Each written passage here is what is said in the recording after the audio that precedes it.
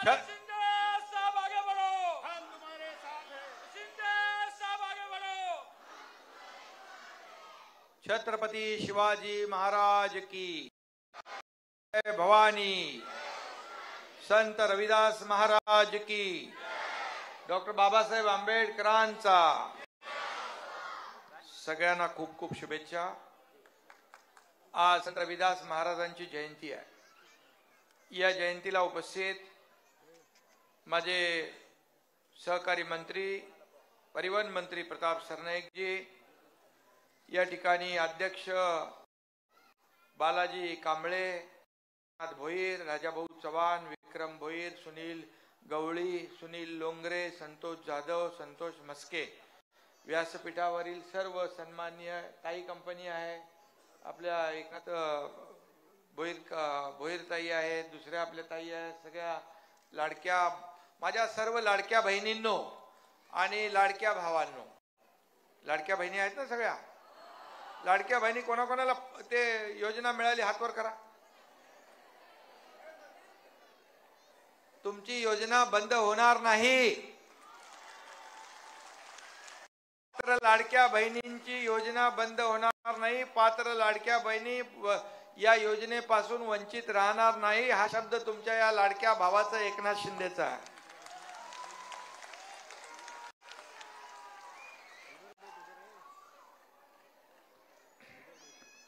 मन चंगा तो गंगा,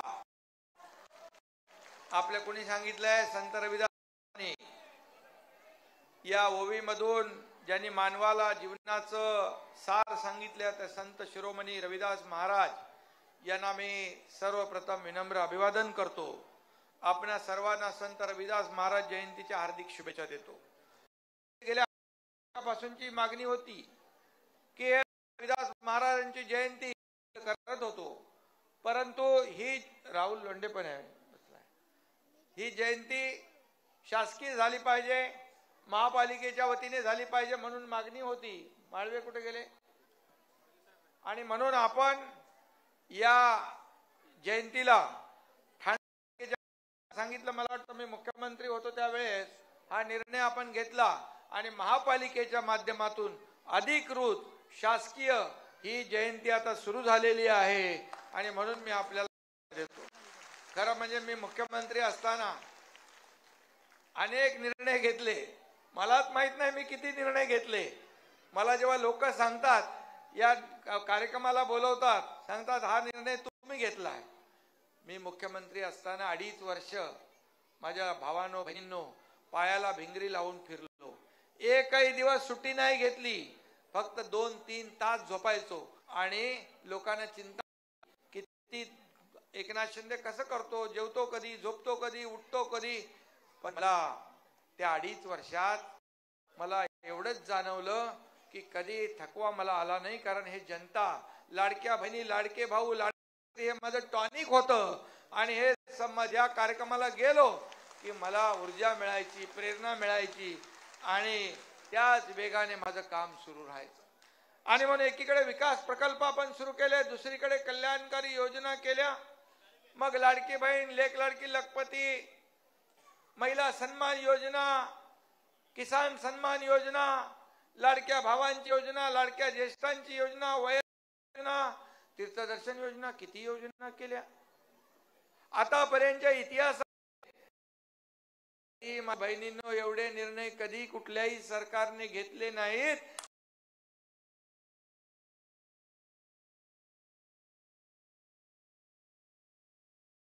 आणि अजिरा आमची काम करायचो आणि म्हणून एक सर्वसामान्यांचा मुख्यमंत्री म्हणून मी काम केलं। मी कधी सीएम म्हणजे चीफ मिनिस्टर समजलो नाही, सीएम म्हणजे कॉमन म्हणून केलं।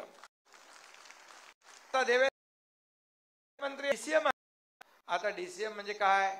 डेडिकेटेड टू सामान्य माणसाला समर्पित भावनेने काम करणारा। काय पद येतात जातात, वर खाली होतात, काहीच नाहीये। सत्ता येते, सत्ता जाते, पुन्हा येते, परंतु मला या राज्यामध्ये 2.5 कोटी माझ्या या लाडक्या बहिणींचा लाडका भाऊ ही ओळख मला मिळाली। ही ओळख सगळ्या पदांपेक्षा मोठी आहे। आणि म्हणून या कार्यक्रमाला आपण सगळे उपस्थित आहात. माणसाचं कर्म हीच माणसाची ओळख असते असा संदेश देणारे रविदास महाराज हे संत परंपरेतील महान योगी होते. समतेचे प्रतीक, मानवतेचा संदेश देणारे ते महान गुरु संत होते. त्याच्यासाठी आपण इथे जमलो आहे. संत कबीरांचे ते गुरुबंधू होते, संत मीराबाईंचे ते होते. त्यामुळे ते संत गुरु आणि संत शिरोमणी म्हणून उल्लेख आपण अभिमानाने करतो. त्यामुळेच आज या थोर समाज सुधारकाला अभिवादनाचे पुण्य सर्वांना इथे लाभतंय. त्यामुळे आपण सर्वजण भाग्यवान आहोत की त्यांच्यामध्ये आपण एकत्र आलो. ठाणे महापालिका नेहमीच समाज सुधारक सागर करण्यासाठी अशा प्रकारच्या कार्यक्रमाचं आयोजन करते आणि पाठबळ देत असते. आणि तो पायंडा आम्ही ठाणे शहरात पाडला. समाजातल्या चांगल्या गोष्टीच्या मागे उभं राहिलं पाहिजे अशी शिकवण आम्हाला जे चांगलं काम करतात, समाजामध्ये विविध क्षेत्रात जे चांगलं करतात, ते संतांची भूमी आहे, वीरांची भूमी आहे. आणि आदरणीय हिंदू हृदय सम्राट बाळासाहेब ठाकरे, धर्मवीर आनंद दिघे साहेबांनी हेच आम्हाला शिकवलंय. त्यांची शिकवण आहे सत्याच्या मागे उभं राहा, चांगल्याला चांगलं म्हणा. हा मनाचा मोठेपणा प्रत्येकाच्या मध्ये असला पाहिजे. आणि म्हणून आज त्यांच्या शिकवणीनुसार आम्ही काम करतोय. हे राज्य 2.5 वर्ष बाळासाहेबांचा विचार घेऊन आम्ही चालवलं. सर्वसामान्य माणसाला त्याच्या जीवनामध्ये बदल घडला पाहिजे, चांगले दिवस आले पाहिजे आम्ही पाहिलं. छत्रपती शिवाजी महाराजांचा आदर्श डोळ्यासमोर ठेवून आम्ही काम केलं. रयतेच्या भाजीच्या देठालाही हात लागता का म्हणे, हे आम्ही सर्व सरकार म्हणून केलं. गरिबी काय असते याची जाणीव आम्हाला आहे. आणि म्हणून गरीबाला, सर्वसामान्याला आपल्या शासनाच्या माध्यमातून काही ना काही मदत मिळाली पाहिजे म्हणून आम्ही ही योजना सुरू केली. या देशाच्या आदरणीय प्रधानमंत्री महोदयांनी देखील 38 कोटी लोकांना गरिबीच्या वर काढलं. 80 कोटी लोक धान्याचा निर्णय घेतला. यापूर्वी काही लोक म्हणायचे गरिबी हटाव, गरिबी हटाव, पण गरिबी हटली नाही, गरीब हटला. पण गरिबी हटली नाही, ती गरिबी या देशाचे प्रधानमंत्री नरेंद्र मोदीजी यांनी हटवली. यांनी गरिबांना मानाचं स्थान दिलं, महिलांना आत्मसन्मान दिला, महिलांना आत्मनिर्भर केलं. आणि म्हणून मी आपल्याला एवढंच सांगतो, या सोहळ्यात काही मानकरी त्यांचेही मनापासून मी अभिनंदन करतो. त्यांच्या वाटचालीस मी खूप खूप शुभेच्छा देतो. देशात अनेक महान संत समाज सुधारक होऊन गेले. त्यांचे विचार आज अनेक शतकांनंतरही मानवाला दिशा दाखवत आहेत. थोर संत गुरु रविदास हे त्यापैकीच एक आहेत. याचा अभिमान आपल्या पूजा मनही धूप मनही सेवू सहज स्वू ही त्यांची देणगी आहे. रविदास सांगतात, निर्मळ मनात देवाचा वास असतो. जर तुमच्या मनात कोणत्याच व्यक्तीविषयी शत्रुत्वाची भावना नसेल तर तुमचं मन हे देवाचं मंदिर, दिवा आणि धूप आहे. आणि म्हणून दुसऱ्यासाठी चांगला विचार आपण केला तर आपलंही चांगलं होतं. म्हणून जीवनामध्ये, आयुष्यामध्ये आत्मसात करत आम्ही पुढे चाललोय. या ठिकाणी या सामान्य माणूस मला काय मिळालं, या सामान्य माणसाला काय मिळणार हे मनात ठेवून आपण काम केलं पाहिजे. म्हणून असे शुद्ध विचार प्रत्येकाच्या मनात ज्याच्या असतात तेव्हा त्याच्या शरीरात देवाचा वास कायम असतो. आणि म्हणून संत रविदास महान भक्त, समाज सुधारक आणि कवी. त्यांनी आपल्या उपदेशातून समाजातील जातीपातीचे भेद, असमानता यावर जोरदार प्रहार केला आणि समानतेला प्राधान्य दिलं. या पृथ्वीवर अस्तित्वात असलेल्या प्रत्येक गोष्टीवर सर्वांचा समान अधिकार आहे देश त्यांनी लोकांना दिला. आणि त्यातून बंधुत्व, ते बंधुत्व वाढवण्याचं काम त्यांनी केलं. आणि म्हणून रविदासांच्या उपदेशामुळे, त्यांच्या काव्यामुळे पंजाब, उत्तर प्रदेश, राजस्थान, महाराष्ट्र आणि मध्य प्रदेश या प्रदेशामध्ये गुरु म्हणून कायमचा प्रभाव त्यांचा राहिला. असे हे संत रविदास महाराज आहेत. त्यांना मी पुन्हा एकदा वंदतो आणि त्यांना आपल्या सगळ्यांना शुभेच्छा. त्यांनी रचलेल्या अनेक काव्यामधून समाज प्रबोधनाचं काम झालं. संत रविदासांचे संदेश अत्यंत सोपे पण तितकेच प्रभावी होते. संत रविदासाने गायलेले दोहे आणि श्लोकांनी खऱ्या अर्थाने उद्धार केला. त्यांनी संत कबीराप्रमाणेच कर्माला महत्व दिलं आणि ते जात आणि पंथापासून दूर राहिले आणि लोकांनाही त्यांनी तेच शिकवलं. जात धर्म पंथ यापेक्षा माणुसकी सर्वश्रेष्ठ आहे.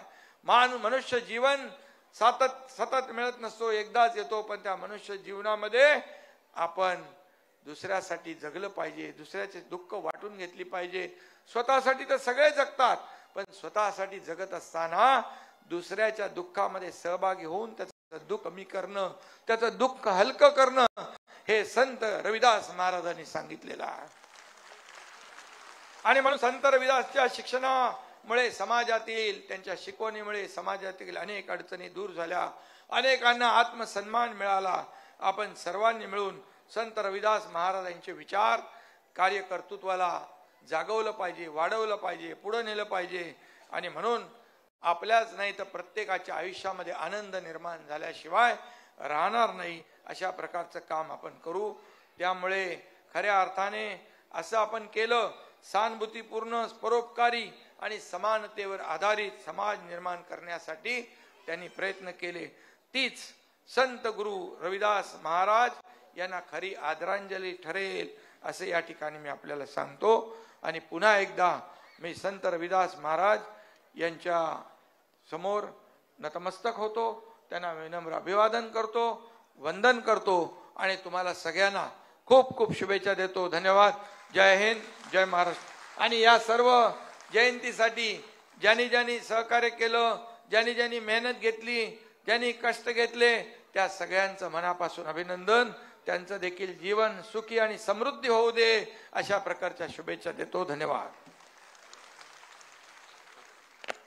धन्यवाद शिंदे साहेब. जयंती उत्सवामुळे यांना आपल्याकडे एक छोटीशी मागणी करायची आहे.